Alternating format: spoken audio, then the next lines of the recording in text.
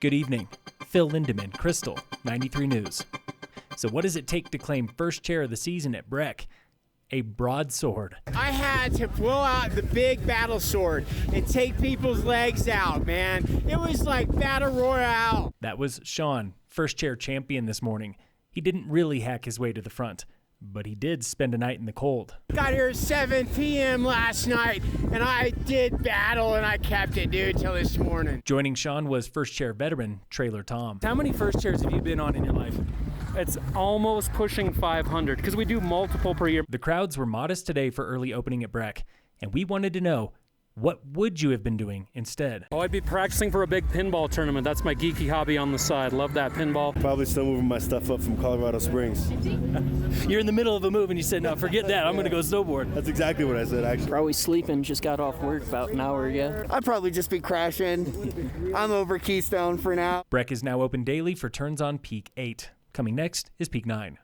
One final reminder that tomorrow is Wake Up Breck, the traditional kickoff to ski season, coming just one day late. Stop by one of 9 Breckenridge coffee shops for a free collectible mug from 7 a.m. until they are gone. Bring a can of non-perishable food for the FERC Food Bank.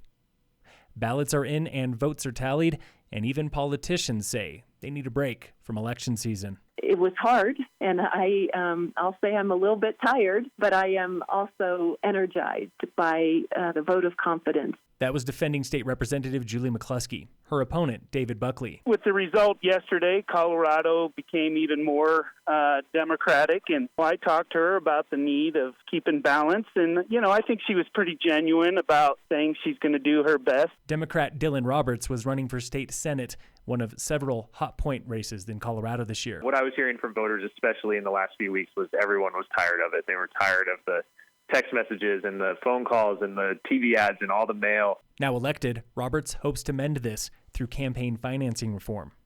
First-time sheriff candidate Chris Scheer says he learned a lot from campaigning. How much funds do I need to fundraise? What do I need to be spending? And then coming to find out that there's this committee that was paying for items for my opponent that's not reported, so there's no way for me to know how much is being spent. Scheer is referring to a campaign funding violation committed by supporters of Jamie Fitzsimons. This was the state's response. They provided that curement letter, which says you need to correct this and address what the issue is by this date. And my understanding is, that date was November 3rd. It's coming past. And now the state works forward with what the repercussions are of that. That most likely means fines against the Fitzsimons campaign. This week on the State of Summit. My commitment is to the people of Summit County. That was newly re-elected County Commissioner Elizabeth Lawrence.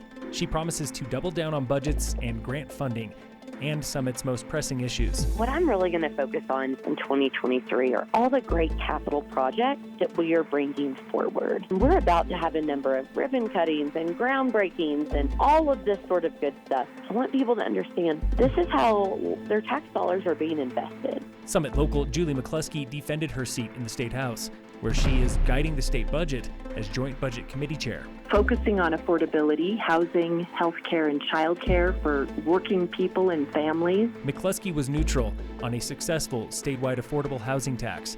For this reason, I'm also very concerned about a commitment of $300 million in our general fund, our budget, in years when we don't have a Tabor surplus. New State Senator Dylan Roberts promises to bridge the gaps in a diverse new district from Clear Creek and Gilpin to Utah and the Wyoming borders. Of course, we have our tourism economy, our outdoor recreation industry, but then there's a lot of agriculture, there's a lot of energy development, especially in the Northwest. Roberts says there is no animosity between he and his opponent, Matt Solomon. We actually agreed that we're gonna get together for a beer soon and get to know each other a little bit better and hear about what we can work on together. Tune in again next week for the State of Summit on Krystal 93.